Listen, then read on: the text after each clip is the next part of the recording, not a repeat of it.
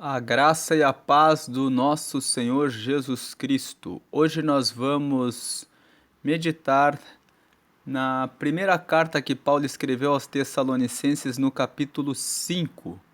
Se você caiu nesse vídeo e não conhece o nosso canal compartilha estudos, meditações e reflexões nos capítulos da Bíblia.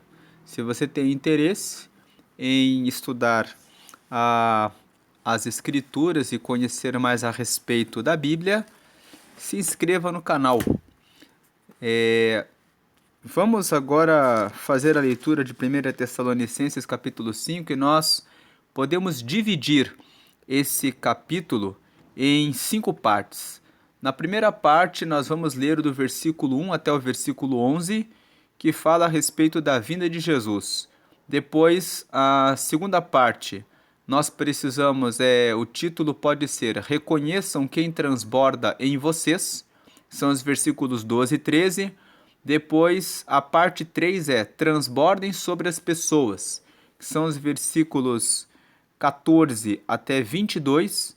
Depois, a parte 4 é Aceitem a santificação de Deus, são os versículos 23 e 24. E a quinta e última parte são as saudações finais, que são os versículos 25 a 28.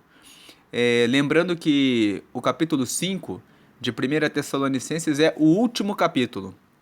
Então vamos aqui à leitura. A primeira parte é a vinda de Jesus será como ladrão da noite. Mas, irmãos, acerca dos tempos e das estações, não necessitais de que se vos escreva. 2. Porque vós mesmos sabeis muito bem que o dia do Senhor virá como o ladrão de noite. Esse dia do Senhor, quem acompanhou a leitura de 1 Tessalonicenses capítulo 4, sabe que corresponde ao dia em que Jesus virá.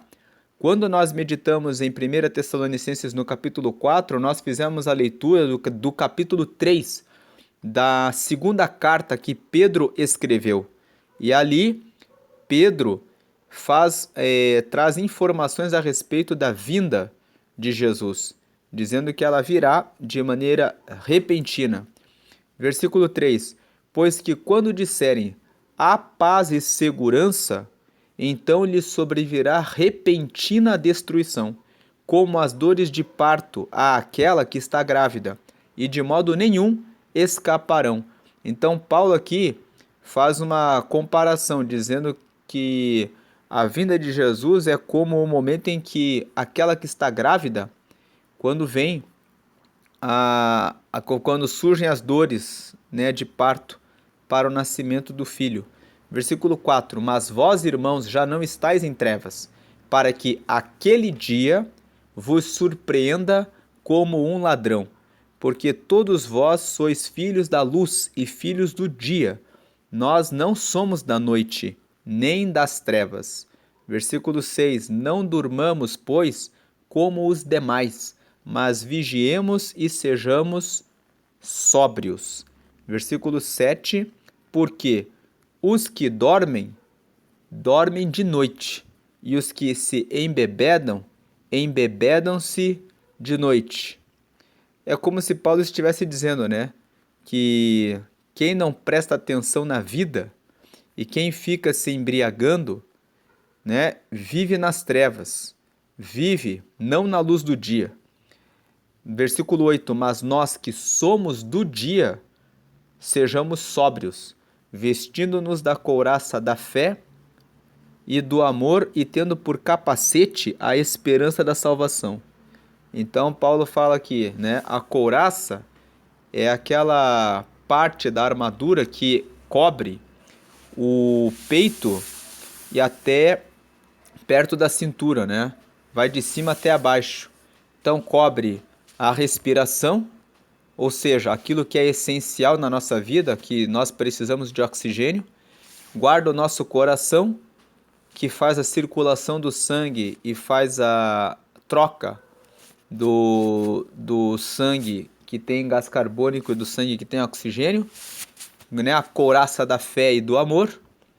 Então o amor também nos protege para o nosso coração não ficar contaminado com raiva, com ira, com mágoa, com ressentimento, que nos impede de vivermos em comunhão com as pessoas à nossa volta.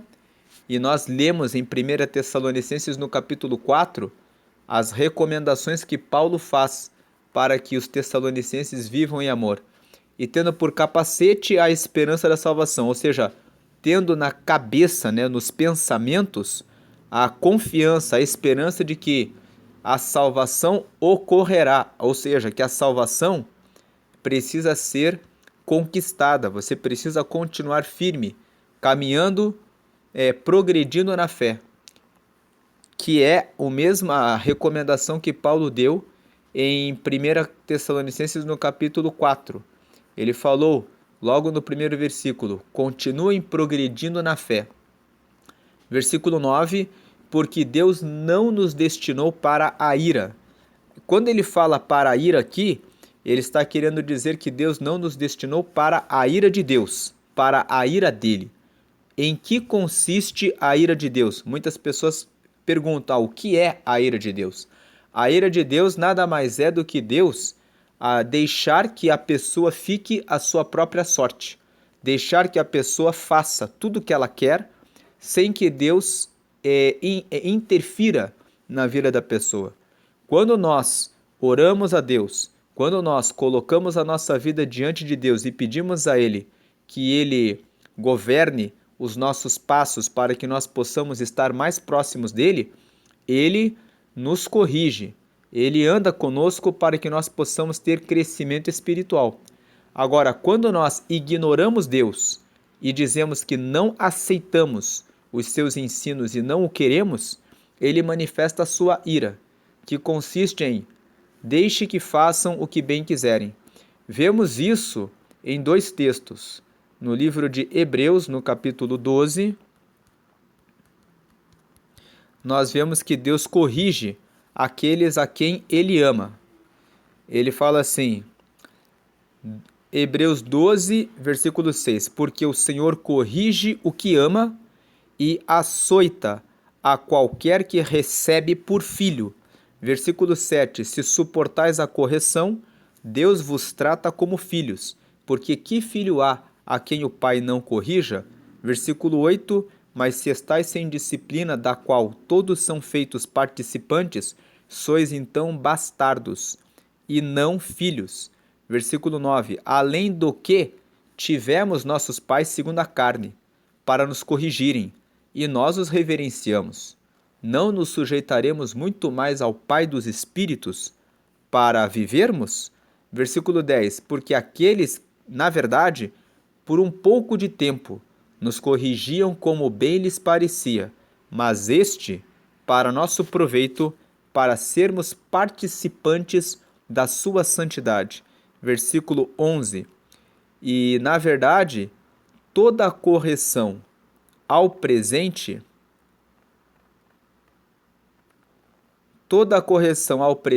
não parece ser de gozo, senão de tristeza, mas depois produz um fruto pacífico de justiça nos exercitados por ela. Ou seja, quando nós somos corrigidos por Deus, enquanto estamos sofrendo a correção, não gostamos dela. Mas depois que fomos corrigidos, entendemos a correção. Deus, Ele corrige a quem ama. Agora, a ira de Deus, sobre a ira de Deus. Aqui em Romanos, no capítulo 1, Paulo fala sobre a ira de Deus a partir aqui do versículo 18. Porque do céu se manifesta a ira de Deus sobre toda impiedade e injustiça dos homens que detêm a verdade em injustiça. Porquanto o que de Deus se pode conhecer, neles se manifesta, porque Deus lhe manifestou. Versículo 20, porque as suas coisas invisíveis, desde a criação do mundo, tanto o seu eterno poder como a sua divindade se entendem e claramente se veem pelas coisas que estão criadas, para que eles fiquem inexcusáveis. Versículo 21. Porquanto, tendo conhecido a Deus, não o glorificaram como Deus, nem lhe deram graças. Antes, em seus discursos se desvaneceram, e o seu coração insensato se obscureceu. Dizendo-se sábios, tornaram-se loucos, e mudaram a glória do Deus incorruptível, em semelhança da imagem de homem corruptível, e de aves, e de quadrúpedes, e de répteis. Ou seja, Paulo está dizendo que as pessoas, vendo as coisas invisíveis desde a criação do mundo, o eterno poder dele, tudo isso pode ser visto nas coisas que foram criadas. Quando você vê o céu, quando você vê o sol, a lua, as estrelas, as estações do ano, a perfeição da natureza, das plantas, o tempo certo de todas as coisas, todas as leis da química, da física, da biologia, quando você olha para tudo isso, você consegue imaginar que Deus existe, consegue perceber que Deus, ele é o criador de todas as coisas. E Paulo está esclarecendo aqui que as pessoas dizem que são sábias, mas quando elas acham que sabem de tudo, elas na verdade são loucas, porque elas deixam de reconhecer a glória de Deus. E elas mudaram a glória do Deus incorruptível em semelhança da imagem de homem corruptível. Quando as pessoas adoram cantores, artistas, jogadores, outras pessoas, escritores, elas estão mudando a glória de Deus para adorar e glorificar a outras pessoas. Não é só a adoração à imagem de escultura ou a santos que consiste em mudar a glória de Deus. Adorar outras pessoas como essas que eu citei também é mudar a glória, a imagem de Deus, tornando aquela pessoa como Deus no lugar de Deus. E também de aves e de quadrúpedes e de répteis. Aqui, fazendo uma interpretação desse texto, do versículo 23, que nós mudamos a imagem de Deus em aves e quadrúpedes e de répteis, podemos aplicar nos dias de hoje que tem pessoas que adoram mais o seu gato, o seu cachorro, o seu papagaio, o seu animal de estimação. Tem pessoas que muitas vezes valorizam mais os próprios animais do que o seu semelhante. Veja que ponto nós chegamos nesse tempo moderno, que as pessoas valorizam, né, desprezam o ser humano, que é feito à imagem e semelhança de Deus, e valorizam mais os animais. E claro que aqui também, nesse texto que Paulo fala, ele fala que de deuses, que tem forma de aves, quadrúpedes e répteis também, claro, mas uma aplicação atual seria essa. E aí, versículo 24: pelo que também Deus os entregou às concupiscências do seu coração, à imundícia, para desonrarem o seu corpo entre si, pois mudaram a verdade de Deus em mentira, e honraram e serviram mais a criatura do que o Criador, que é bendito eternamente. Amém. Quando Paulo fala aqui, e honraram e serviram mais a criatura do Criador, também se refere ao fato da pessoa adorar mais a si mesma. Ela adora a si mesma. Então nós temos aí a egolatria, que a pessoa idolatra ela própria, os seus próprios interesses, as suas próprias vontades. Então isso é o que faz com que Deus manifeste a sua ira. A ira de Deus consiste nisso, consiste em Deus abandonar as pessoas aos seus próprios pensamentos. E é isso que faz com que, pelo que Deus os abandonou às paixões infames, ou seja, já que vocês não querem me ouvir, já que vocês olham para tudo que foi criado e não reconhecem a minha glória, então façam o que vocês quiserem. A ira de Deus é isso. Quando Deus tira a disciplina que corrige os filhos, disciplina os filhos e faz os filhos se aproximarem de Deus, resta ao ser humano a entrega às suas próprias vontades e às suas próprias paixões. Então o que acontece? Porque até as suas mulheres mudaram o uso natural, no contrário à natureza.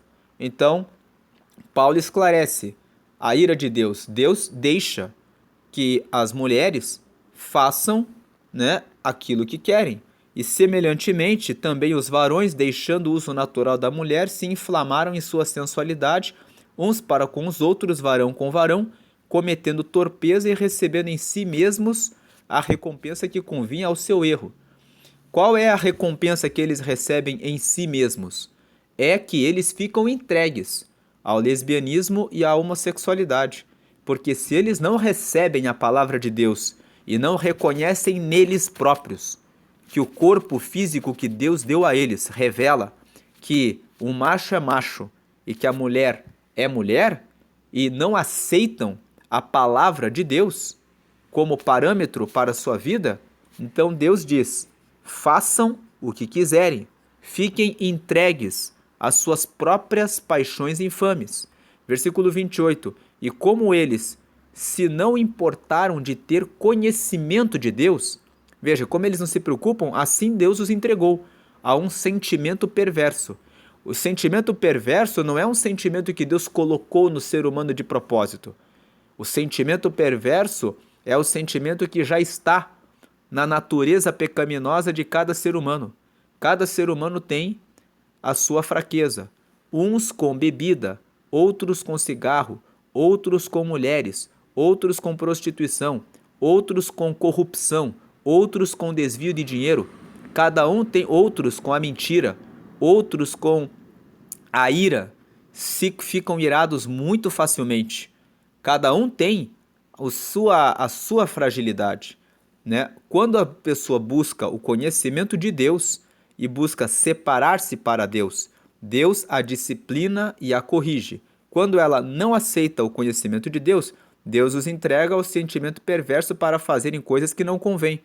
Versículo 29, estando cheios de toda iniquidade, prostituição, malícia, avareza, maldade, cheios de inveja, que é o que mais tem hoje na internet, quando as pessoas ficam contemplando, olhando no Instagram, olhando no Facebook, nas páginas de outras pessoas, o que as outras pessoas têm, o que elas estão fazendo, onde elas estão, e ficam muitas vezes alimentando esse sentimento. Tem homicídio. O homicídio não é apenas a matar a pessoa. Você pode praticar o homicídio por palavra. Jesus disse lá em Mateus que ai daquele que chama ao seu irmão de louco, porque será digno de juízo. Ou seja, o próprio Jesus está dizendo que o tratamento com o próximo deve ser com palavras de edificação, contenda, engano, malignidade, sendo murmuradores, pessoas que reclamam, detratores, pessoas que injuriam, ridicularizam o próximo, praticam a calúnia, a difamação contra outras pessoas, aborrecedores de Deus, pessoas que atacam os cristãos, que falam mal a respeito da palavra de Deus, injuriadores, pessoas que atacam a honra das outras pessoas, soberbos, presunçosos e inventores de males, desobedientes ao pai e à mãe, nécios, infiéis nos contratos, né? Paulo escreveu isso há quase 2000 anos atrás. Parece bem atual o texto, né?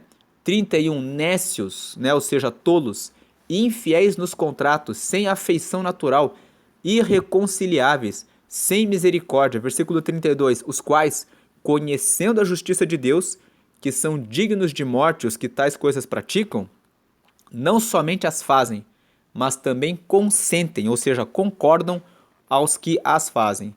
Então, a ira de Deus é isso. A ira de Deus é, Deus entrega a pessoa, porque Deus, versículo 1 Tessalonicenses 5,9, porque Deus não nos destinou para a ira. Deus não nos destinou para que ele fique longe de nós, para que ele nos entregue aos nossos próprios pecados que lutam contra nós.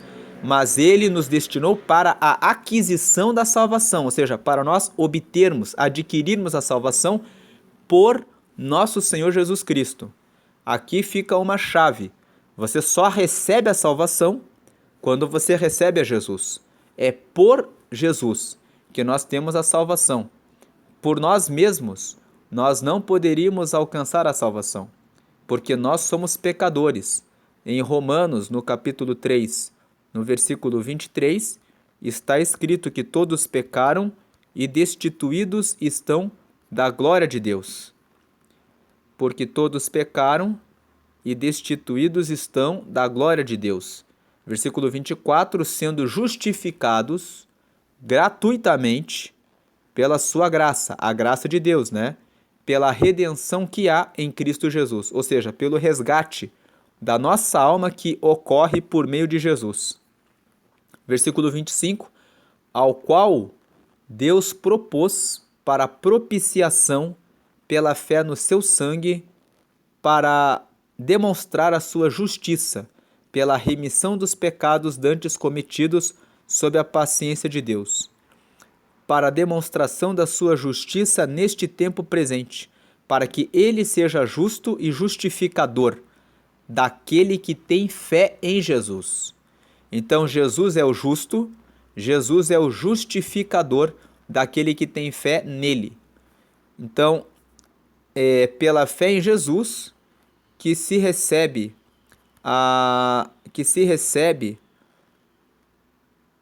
salvação, porque Deus não nos destinou para a ira, mas para a aquisição da salvação por nosso Senhor Jesus Cristo. Versículo 10, que morreu por nós, para que, quer vigiemos, quer durmamos, vivamos juntamente com ele. Versículo 11, pelo que exortai-vos uns aos outros. Ou seja, né, fiquem cobrando uns dos outros sobre isso, e edificai-vos uns aos outros, como também o fazeis. Então aqui do versículo 1 até o versículo 11, Paulo está falando a respeito da vinda de Jesus. Jesus vai voltar para buscar a sua igreja. E quando nós lemos esse texto de 1 Tessalonicenses capítulo 5, versículo 1 até o versículo 11, falando a respeito da vinda de Jesus, nós podemos dizer que a primeira carta de Tessalonicenses, o tema principal da carta é sobre a vinda de Jesus. Nós vemos que no capítulo 4, Paulo fala sobre a vinda de Jesus. A partir do versículo 16, ele fala sobre a ressurreição e sobre o arrebatamento. E no capítulo 1, nós vemos também Paulo falando a respeito da vinda de Jesus. Ele fala aqui que nós estamos aqui para servir ao Deus vivo e esperar dos céus a seu Filho, a quem ressuscitou dos mortos, a saber, Jesus, que nos livra da ira futura. Então, Paulo fala a respeito da vinda de Jesus no capítulo 1, depois ele fala da vinda de Jesus no capítulo 4 e fala também da vinda de Jesus no último capítulo dessa carta, dando destaque para essa questão da vinda de Jesus, lembrando que o Senhor virá como o ladrão da noite. Jesus falou a respeito dessa questão com uma parábola, dizendo: então o reino dos céus será semelhante a 10 virgens, que tomando as suas lâmpadas saíram ao encontro do esposo. Versículo 2, e 5 delas eram prudentes e 5 loucas. Versículo 3, as loucas tomando as suas lâmpadas não levaram azeite consigo. Versículo 4, mas as prudentes levaram azeite em suas vasilhas com as suas lâmpadas. Versículo 5, e tardando o esposo, tosquenejaram todas e adormeceram. Versículo 6, mas à meia-noite ouviu-se um clamor: aí vem o esposo, saí-lhe ao encontro. Versículo 7. Então todas aquelas virgens se levantaram e prepararam as suas lâmpadas. Versículo 8. E as loucas disseram às prudentes: Dai-nos do vosso azeite, porque as nossas lâmpadas se apagam. 9. Mas as prudentes responderam, dizendo: Não seja caso que nos falte a nós e a vós. Ide antes aos que o vendem e comprai-o para vós. 10. E tendo elas ido comprá-lo, chegou o esposo, e as que estavam preparadas entraram com ele para as bodas, e fechou-se a porta. 11. E depois chegaram também as outras virgens, dizendo: Senhor, Senhor, abre-nos a porta. 12. E ele respondendo disse: Em verdade eu vos digo que vos não conheço. Versículo 13.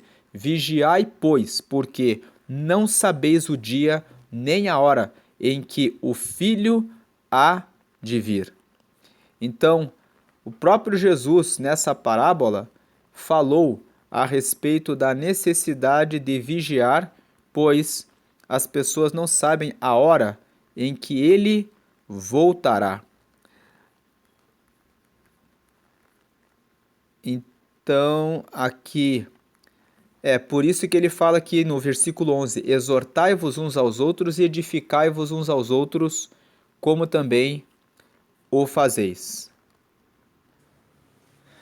Agora vem a segunda parte, que são os versículos 12 e 13. Esses dois versículos falam para reconheçam as pessoas que transbordam em vocês. Versículo 12: E rogamo-vos, irmãos, que reconheçais os que trabalham entre vós e que presidem sobre vós no Senhor e vos admoestam. Versículo 13: E que os tenhais em grande estima e amor por causa da sua obra. Tende paz entre vós. Então, nesses dois versículos, nós vemos que Paulo fala: respeitem os líderes, os pastores, os obreiros, os ministros, os pregadores, as pessoas que trazem edificação espiritual na sua vida. E tem uma frase solta aqui em que Paulo fala para que eles tenham paz entre eles. Aí vem, a partir do versículo 14 até o versículo 22, Paulo fala para que os irmãos façam o transbordo na vida das outras pessoas. O que é transbordar? É você primeiro estar cheio para que depois você possa oferecer alguma coisa que em você é abundante. Então ele começa do versículo 14 até o versículo 22, Paulo vai trazendo recomendações de transbordo. Então ele começa assim: rogamo-vos também, né, irmãos, que admoesteis os desordeiros, consoleis os de pouco ânimo, sustenteis os fracos e sejais pacientes para com todos. Então aqui, no primeiro versículo, ele já traz 4 recomendações, né? Corrijam os desordeiros, né? Admoestem, ou seja, exortem, orientem, numa forma mais popular, né? Peguem no pé dos desordeiros, para que eles mudem de vida, para que eles se consertem. Depois ele fala: consoleis os de pouco ânimo. Depois, sustenteis os fracos e sejais paciente com todos. Para que a gente possa fazer isso, admoestar um desordeiro, a gente precisa ter a nossa vida em correção. Para consolar o de pouco ânimo, quando nós estamos com pouco ânimo, precisamos estar em oração para que tenhamos consolação para dar a quem precisa. Quem está acompanhando a leitura de 1 Tessalonicenses viu que nós, quando falamos a respeito da consolação, Paulo fala sobre consolação no capítulo 2 e fala sobre consolação no capítulo 4. Tanto na leitura do capítulo 2 quanto na leitura do capítulo 4, nós lemos o texto de 2 Coríntios, capítulo 1, versículos 3 a 7. Não vamos fazer aqui a leitura porque já fizemos a leitura nos capítulos 2 e 4. Aqui no capítulo 5 eu vou fazer apenas um resumo. Lá em 2 Coríntios, no capítulo 1, no versículos 3 a 7, Paulo fala que o Senhor é bom porque Ele nos consola quando nós passamos pelas tribulações, para que nós possamos consolar as pessoas com a mesma consolação com que nós somos consolados de Deus. Então recebemos a consolação de Deus para entendermos como ela é, para que possamos consolar aos outros. Então, desse texto, chegamos à conclusão de que nós precisamos ser consolados de Deus. Para sermos consolados de Deus, precisamos ter comunhão com Deus. E é isso que nos faz, ou seja, isso impõe a nós que nós tenhamos bastante consolação para que possamos transbordar sobre os que têm pouco ânimo. Sustenteis os fracos. Para sustentarmos os fracos, precisamos ser fortes. E em Romanos, no capítulo 15, no versículo 1, Paulo fala assim: vós que sois fortes, suportai as fraquezas dos fracos. Então, ele fala assim: e sejais pacientes para com todos. Também tem uma carta de Gálatas, no capítulo 6, no versículo 2, fala assim: levai as cargas uns dos outros, e assim cumprireis a lei de Cristo. Então, nesse texto de Gálatas 6:2, nós vemos ali Paulo dizendo para levar as cargas uns dos outros, ou seja, sustentar os fracos e sejais pacientes para com todos. Versículo 15, ele prossegue com essa ideia do transbordo. Vede que ninguém dê a outrem mal por mal, mas segui sempre o bem, tanto uns para com os outros, como para com todos. Então, a quinta, né? Então, 4 recomendações no versículo 14, uma recomendação no versículo 15, que é: façam sempre o bem e ignorem, desprezem o mal que vocês recebem, porque Deus quer que vocês tenham o bem, tanto entre vocês e para com todos. Versículo 16, regozijai-vos sempre, ou seja, isso também está se referindo a uma questão de transbordo. Transbordar para os outros, ter sempre alegria, que quando as pessoas vierem a você, por mais que você esteja abatido, em situação de angústia, em situação de tristeza, que você consiga comunicar alegria para as pessoas. Falando a respeito desse assunto, lá em 2 Coríntios, no capítulo 4, nos versículos 8 e 9, Paulo fala sobre isso. 2 Coríntios 4, 8 e 9. Em tudo somos atribulados, mas não angustiados, perplexos, mas não desanimados, perseguidos, mas não desamparados, abatidos, mas não destruídos. Então, Paulo fala aqui que temos esse tesouro em vasos de barro, para que a excelência do poder seja de Deus e não de nós. Então, mesmo que ele esteja atribulado, ele não se deixa ficar angustiado.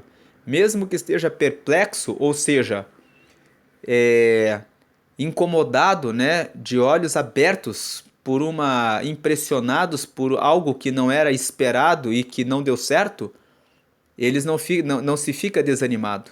Mesmo sendo perseguidos, sabe-se que se tem o amparo de Deus. Mesmo que quando se está abatido, não se fica como destruído, mas como alguém que tem uma palavra para dar às pessoas: regozijai-vos sempre. 17. Orai sem cessar. Orando sem cessar, você está transbordando na sua vida. Você vai ter comunhão com Deus. Orando sem cessar, você pode transbordar na vida de quem está perto de você, ajudando em oração. Versículo 18.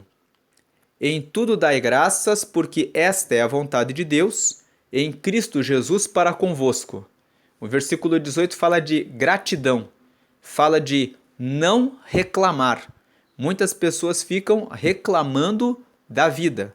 E nós vimos aqui que quando nós lemos Romanos no capítulo 1, que uma das características das pessoas que se desviam de Deus é serem murmuradores, né? Então, aqui ele fala ao contrário, né? Quem é murmurador é entregue à ira de Deus.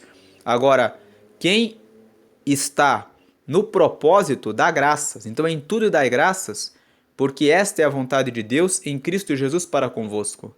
Você pode pensar, por que dar graça quando estou sofrendo?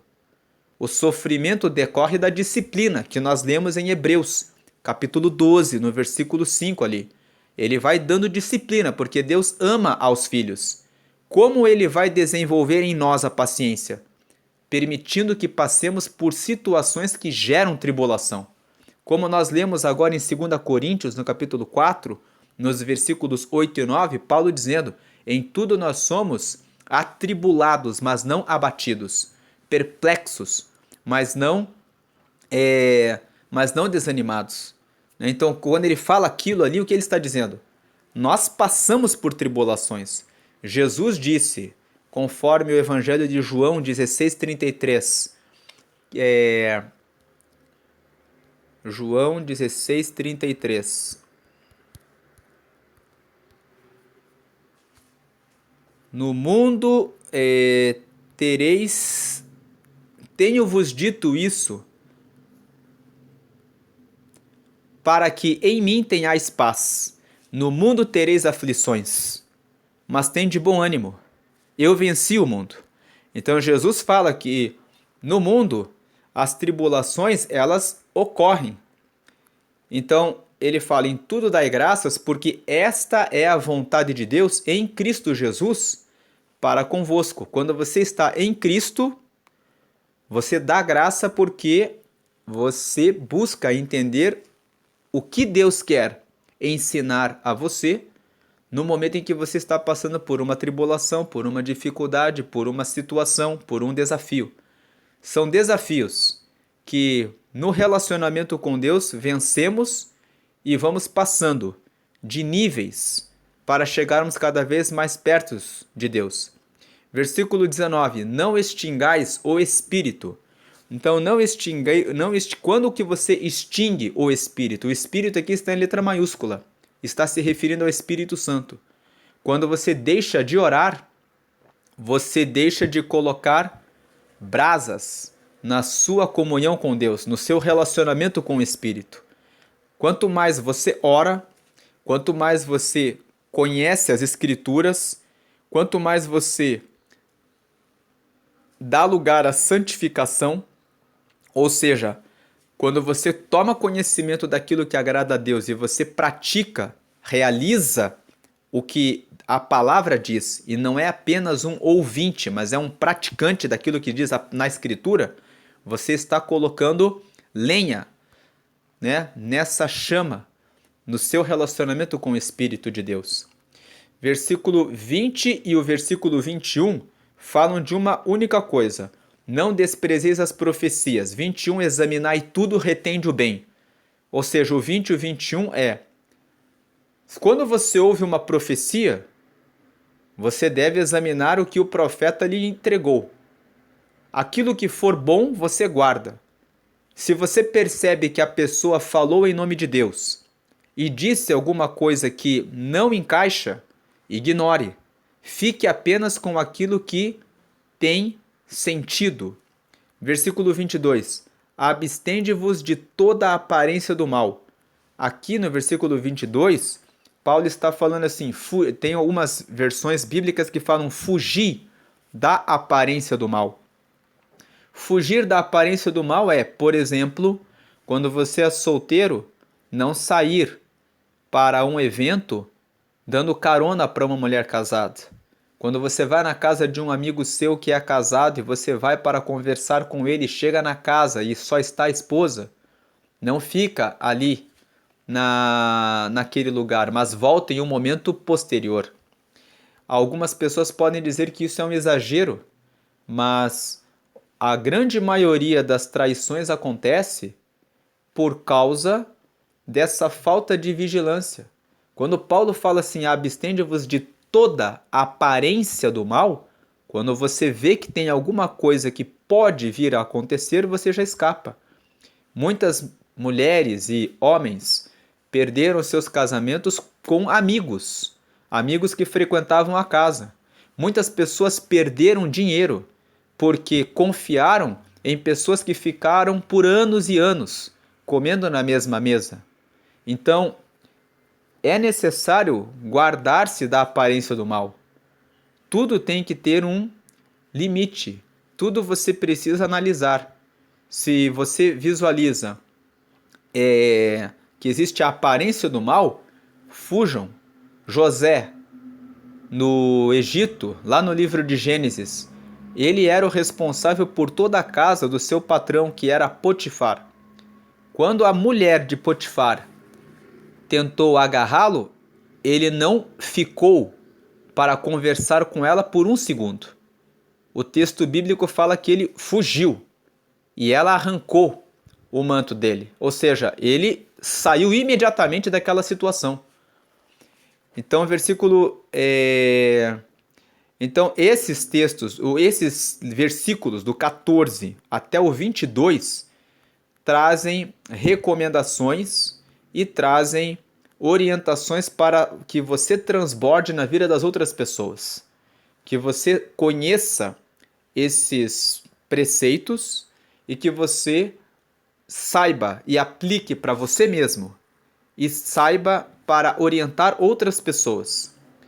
E aí vem o versículo 23 e 24, que falam a respeito de aceitar a santificação de Deus.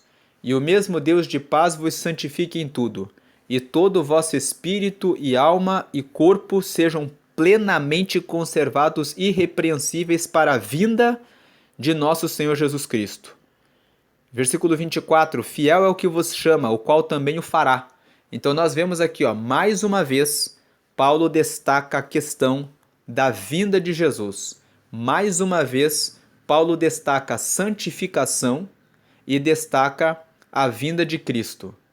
Então ele já tinha falado a respeito da santificação no capítulo 4, falando que para fugir da prostituição, veja o capítulo 4, ele fala que, versículo 3, porque essa é a vontade de Deus, a vossa santificação, que vos abstenhais da prostituição.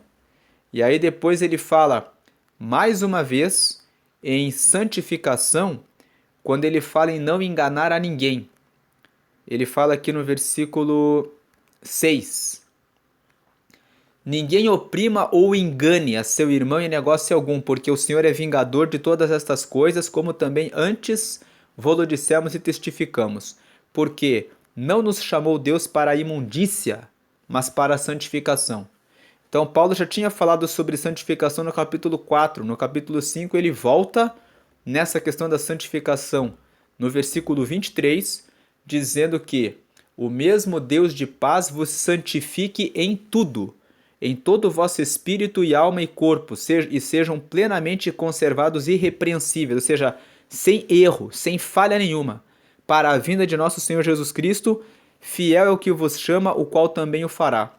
Essa questão da santificação é tão importante que na carta que foi escrita aos Hebreus, no capítulo 12, nós vemos ali, no mesmo capítulo 12 que nós lemos sobre Deus disciplina e corrige os que ama, no versículo 14 diz assim, segui a paz com todos e a santificação, sem a qual ninguém verá o Senhor.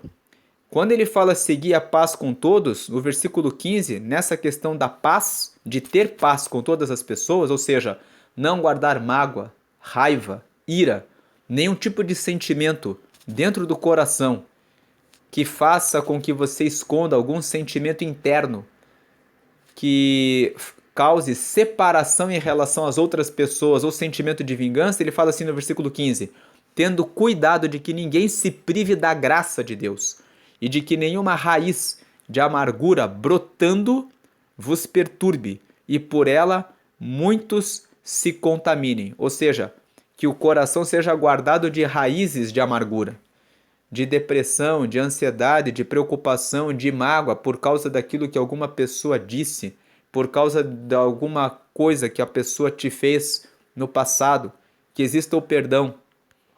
Ele fala aqui sobre isso, aqui no versículo 23 e 24, e aí a última parte para terminar o livro de 1 Tessalonicenses, Paulo apresenta as saudações finais. Ele fala no versículo 25 ao 28 o seguinte: Irmãos, orai por nós. 26, saudai a todos os irmãos com ósculo santo, né? Que significa ter paz com todos, né? 27, pelo Senhor vos conjuro que esta epístola seja lida a todos os santos irmãos. Versículo 28, que era o que Paulo sempre orientava, que as pessoas fizessem a leitura das cartas que ele escrevia para que todos pudessem ter conhecimento a respeito dos assuntos falados, dos conselhos, orientações espirituais que ele, como ministro do Evangelho, apresentava para as igrejas. E ele termina dizendo: a graça de nosso Senhor Jesus Cristo seja convosco. Amém. Então, em resumo, quem acompanhou a leitura de 1 Tessalonicenses, o capítulo 1, 2, 3, 4 e hoje, viu que o tema principal de 1 Tessalonicenses é sobre a vinda de Jesus. Nós vamos ler na sequência os 3 capítulos da segunda carta que Paulo escreveu aos Tessalonicenses e vamos perceber que, mais uma vez, Paulo tem como tema principal a questão relacionada à vinda de Jesus. O próprio Jesus falou a respeito da sua vinda por meio de uma parábola, que é a parábola das 10 virgens. Lendo os evangelhos, nós encontramos também outras passagens em que o próprio Jesus fala que a vinda dele será de uma forma inesperada, que o dia do Senhor é um dia em que ninguém, mas somente o Pai conhece. Estamos vivendo o cumprimento das Escrituras, estamos vivendo os últimos dias. Muitas pessoas dizem assim: como assim? O que são os últimos dias?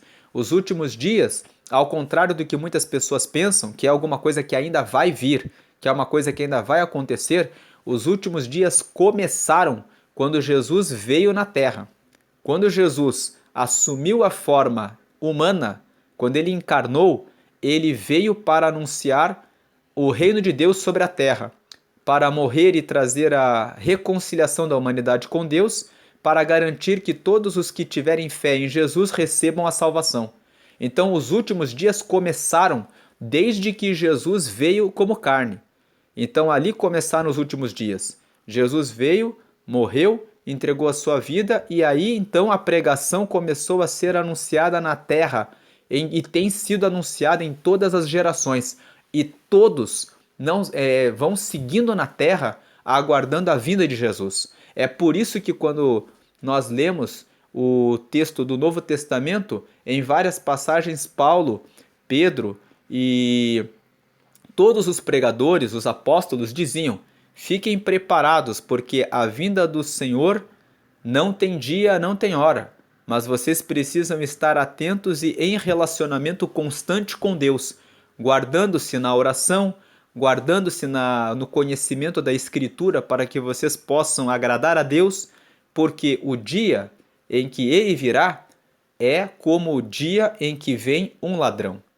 Que o Senhor Jesus te abençoe e te guarde, que Ele resplandeça o seu rosto sobre ti e que o Senhor te dê hoje e sempre a paz de Cristo e que você receba a revelação e o conhecimento de Deus para agradar a Deus e estar sempre firme com Ele. Deus abençoe, fiquem na paz e na graça do nosso Senhor e Salvador Jesus Cristo. Amém.